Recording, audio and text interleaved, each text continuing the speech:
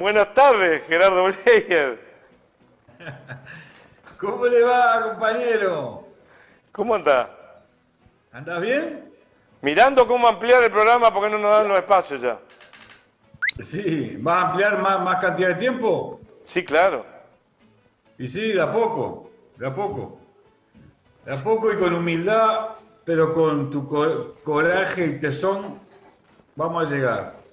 Escuchame, te cuento una cosa. Contá. Este, voy a hacer una columna media rara hoy. Eh, Porque voy a tratar de atar algunas moscas por el rabo. Eso, Este, bravo. ¿Eh? Es bravo Eso, porque no bravo. tienen, ¿no? Es bravo porque no tienen. Tenés que agarrar una pata, pero el rabo no creo que le No agarre. importa, yo lo salto por el rabo porque es mucho más. Justamente, a mí me gustan las cosas que son difíciles de lograr, ¿viste? Está bien, si le encontrás el rabo a la mosca, sacás 5 de oro. Escuchame. Te escucho. ¿Sabés que viste que murió la reina del Reino Unido? Sí, sí, claro. Eh, Y hoy se sepultaron finalmente sus Sí, la restos tuvieron dando vueltas por todos lados, la marearon. y hubo, y hubo una ceremonia, en fin. A mí me gusta mucho la gaita, ¿sabes? Cómo suena la gaita celta, esa que es una belleza cuando tiene una profundidad ese instrumento musical. Y durante estos días en que se han celebrado diversos tipos de actividades, este, eh, mientras protocolares, ¿no? Algunos que ella misma dispuso que se realizaran y otros que forman parte de la tradición. Yo escuché a muchos compañeros realzar lo que podríamos denominar la parte negativa de la monarquía, de esta monarquía en particular, de la monarquía española, porque están asociadas, lógicamente, a prácticas colonialistas o luego a prácticas imperialistas, en algunos casos, desgraciadamente, a prácticas clasistas, racistas, horribles, ¿no? Pero, sin embargo, y a pesar de ello, yo no voy a realzar por ahora ese contenido, porque, porque me interesa que se observe, que se preste atención, que se valore un componente de lo que podemos denominar como el proceso de la civilización.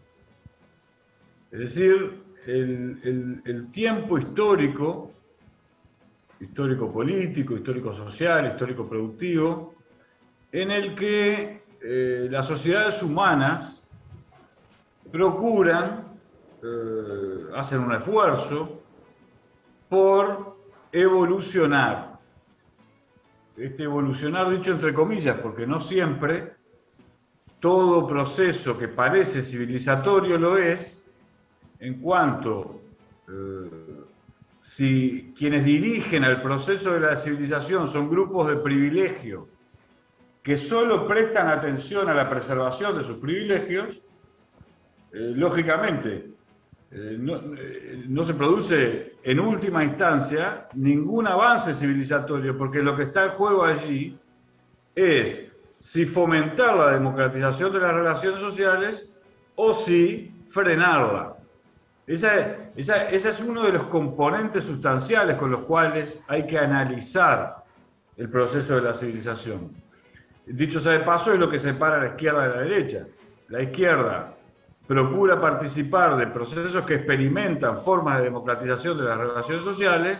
La derecha, en general, procura preservar privilegios adquiridos en el pasado histórico o en el pasado más cercano, procura mantener las relaciones de propiedad tal y como ellas se encontraban cuando vinieron al mundo y de la que por azar ellos cayeron en el mundo de los propietarios, etc. Pero al mismo tiempo, cuando uno observa una institución, y la monarquía es una institución como la Iglesia Católica, por ejemplo, o otras iglesias, que atraviesan los siglos, y pasa el tiempo, y pasa el tiempo, y pasa el tiempo, y esa institución permanece ahí. Entonces uno tiene que mirar con cierto respeto, aunque después podamos, con sentido del humor, formular la crítica de esa permanencia, indicando esto que vengo de señalar hace unos segundos, que en general todas las instituciones que se formaron en el momento de la historia en el que había una clase jerárquica que gobernaba a otras de un modo muy disciplinante, absolutista, autoritario, impositivo, bueno, pues no hay más que someter a crítica desde esa perspectiva a esas instituciones. Pero la cosa en la historia son un poco más complejas y es importante incorporar todos los elementos del análisis de la complejidad en lugar de dejarse arrastrar a una mera crítica. ¿Por qué? ¿Por qué es importante? Porque, como lo hemos dicho y lo quiero subrayar, los trabajadores asalariados, es decir, todo aquel vasto universo de la población mundial que vive porque comercializa su fuerza de trabajo, entrega su fuerza de trabajo y su talento y su inteligencia y su formación, que en general hace el Estado, dicho sea de paso, a capitales privados que le pagan un salario. Toda esa inmensa, vasta población del mundo, que es la mayoría absoluta, tiene que dirigir al proceso de la civilización. Porque puede hacerlo en este momento de la historia, dejar de meramente resistir, dejar de oponerse dejar de la crítica radical que polariza sin entender la complejidad de los fenómenos, que meramente se saca de adentro resentimientos o sufrimientos, pero no se eleva al punto de pararse, organizarse, prepararse, formarse, instruirse, asumir la responsabilidad de dirigir al proceso de la civilización. Y la monarquía y algunas otras instituciones se ha logrado permanecer durante tantos siglos en los que tuvo que hacer frente a revoluciones, contrarrevoluciones, movilizaciones sociales, acciones de grupos de interés como los que presentan algunas series, ¿no? El grupo de poder que la voluntad de hacerse con la máxima esfera del proceso de toma de decisiones se arman conglomerados, confabulan para matar a uno, para quedarse con el otro, para aliarse con el otro. Todo ese mundo que las series dibujan, pero la institución permanece. La institución de la monarquía, o algunas iglesias, permanece, o algunos partidos políticos, permanece. Y entonces, si tal cosa ocurre, conviene pensar por qué pasa eso, ¿no? ¿Por qué las monarquías, en este caso el Reino Unido, la inglesa, que ha dominado a la escocesa, a la irlandesa, a la galesa y a otras naciones cuando desenvolvió prácticas expansionistas, ¿por qué ¿Por qué logra preservarse? ¿Y por qué logra que haya, aunque hay un relato televisivo, ¿no? Porque según dicen algunas encuestas, el porcentaje de la población de Gran Bretaña que se conmovió con la muerte es igual al que le resultaba absolutamente indiferente. Pero Gerardo, las imágenes mostraban a individuos acongojados, llorando por el respeto a la reina, o porque intuían que con ella comienza a morir un mundo. El mundo aristocrático feudal que las monarquías encarnaron. Pero Gerardo, hace 100 años... Gerardo, sí, también en Países Bajos existe la monarquía actualmente, estoy hablando de Europa. En Bélgica, me equivoco, hasta la propia Noruega, siguen existiendo. Sí. España, Suecia, Noruega, Dinamarca, Holanda, Bélgica, y después están todos los principados pequeñitos, etcétera. Bueno, los italianos participaron del fascismo, siguiendo también todavía a una monarquía, ¿no? Fue después que surgió la república.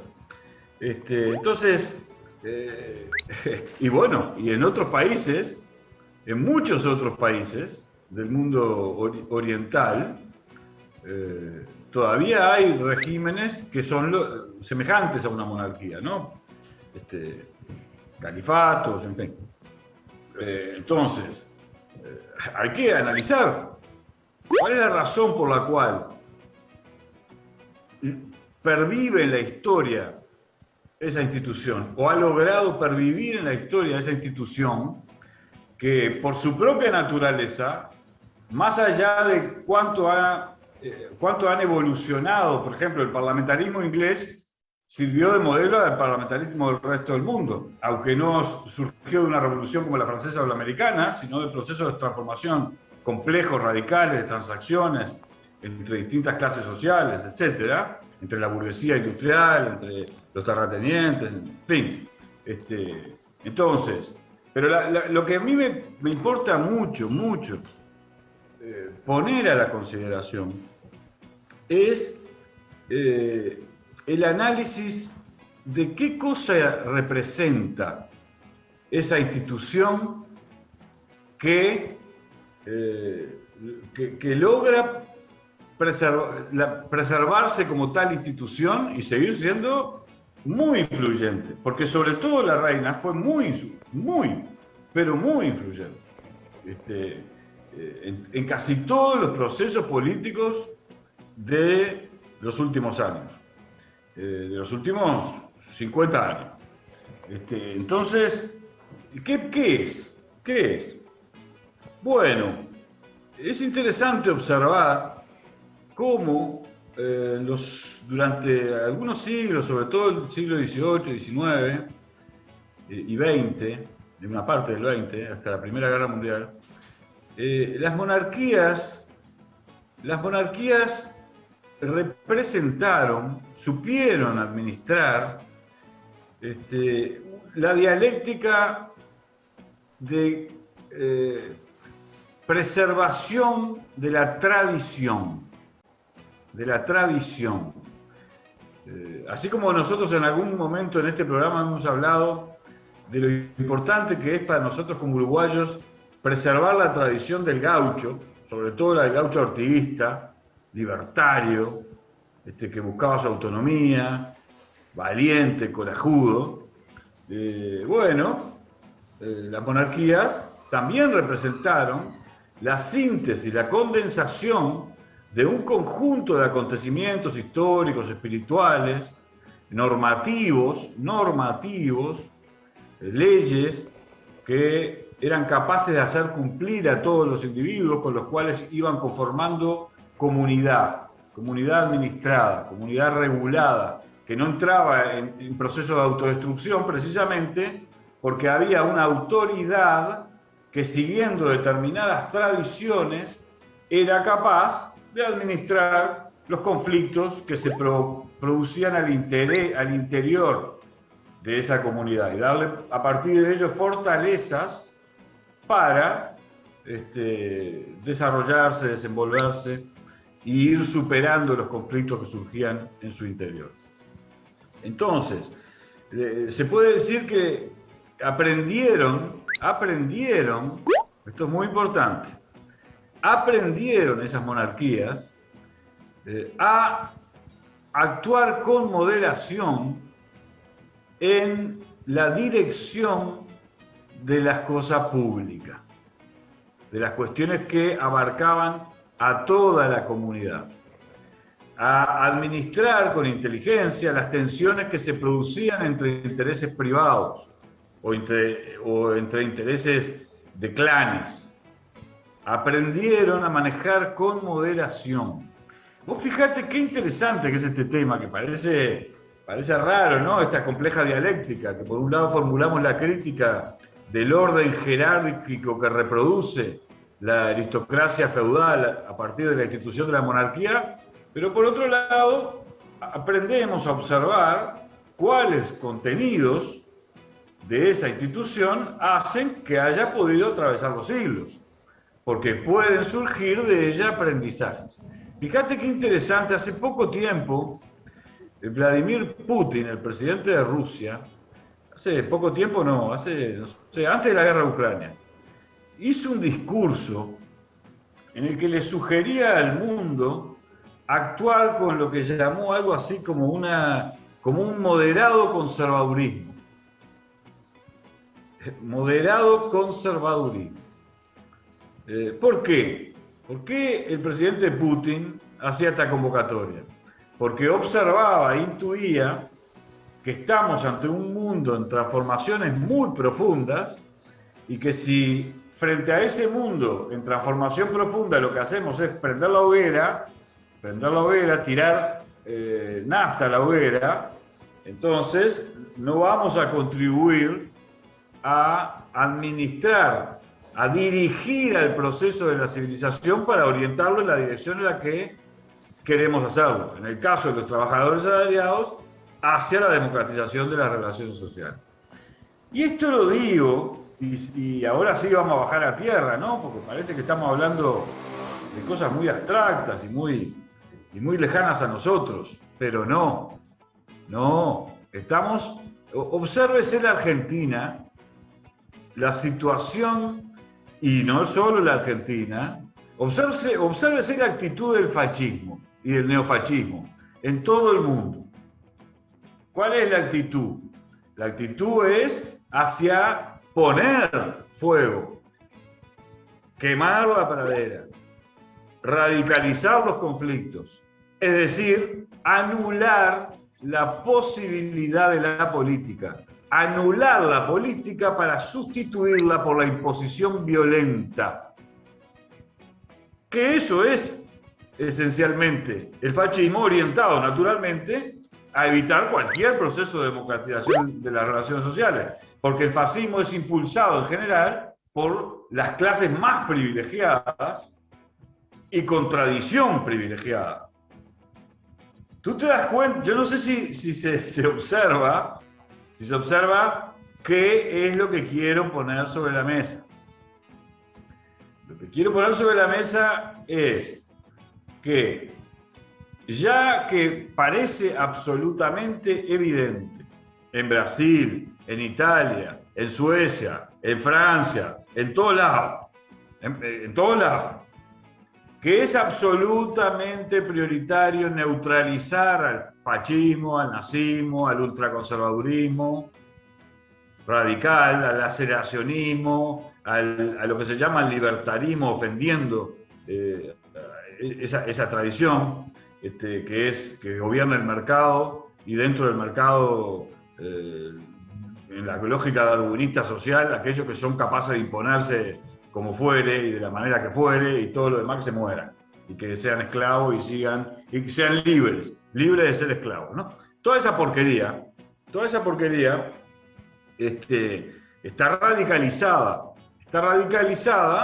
porque siente que los procesos de democratización de las relaciones sociales que parecía que habían concluido, y por eso vino el neoliberalismo, y vamos, y acá no pasa nada, y alimentemos la fiesta de los recursos que salían de nada, de la superficialidad, del relativismo cultural, de todas esas cosas horribles que caracterizó al mundo durante los últimos años. Cuando sienten que, pero ¿cómo? No era tan así la cosa. Y cuando sienten que el movimiento obrero, que fue el que construyó la democracia en Europa Occidental sobre todo, sus sacrificios, sus luchas, su inteligencia colectiva, vuelve a movilizarse, a organizarse, a tener protagonismo, más allá de que haya cambiado mucho la característica porcentual de la significación del obrero fabril frente al trabajador asalariado del sector servicios, por ejemplo, por los procesos de desindustrialización, etcétera, etcétera. Eso lo vamos a analizar en otro programa. Más allá de eso, pero los trabajadores asalariados vuelven a organizarse, a cuidar a sus instituciones, a regenerar a sus instituciones, porque se dan cuenta de que todo el objeto de las prácticas de los grupos de privilegio es sumirlos en una condición cada vez más pobre en posibilidades de desarrollo, más limitada en posibilidades de desarrollo, en una especie de nueva esclavitud, que además tiene otros componentes todavía además tecnológicos. Entonces, frente a eso es que emerge el fascismo, y hay que entender este fenómeno, porque si no vienen los grititos radicalizados de la pequeña burguesía que cada tanto aparece, ¿vio? Y que creen que arreglan el problema con discursitos radicales. No. Por eso, fíjate cómo no sé qué, para que agarro, no sé cuando encuentro los lentes. ¿Cómo vengo de tiempo? Un minuto. Bueno, entonces, para empezar a ir cerrando, fíjate con lo que voy a terminar. Es importante, antes de que termine, por lo menos 30 segundos, redondear esa idea que dijiste al final. Hay que avisorar al fascismo y no andar a los grititos de tipo guau y... Sí, con eso voy a terminar, porque ¿qué es lo que quiero? Yo leí por ahí y quedé francamente muy asombrado, ¿no? Una crítica a este muchacho que está desenvolviéndose en términos generales tan bien, con tanta humildad, con tanta inteligencia, aprendiendo, que es Fernando Pereira, el presidente del Frente Amplio. Una crítica al encuentro que se realizó para parar la mano y evitar que nos vayamos a Brasil, Argentina, ¿no? En el Uruguay, la dialéctica, lucha de clase, conflicto de intereses, convivencia democrática, la hemos históricamente administrado con mucha inteligencia.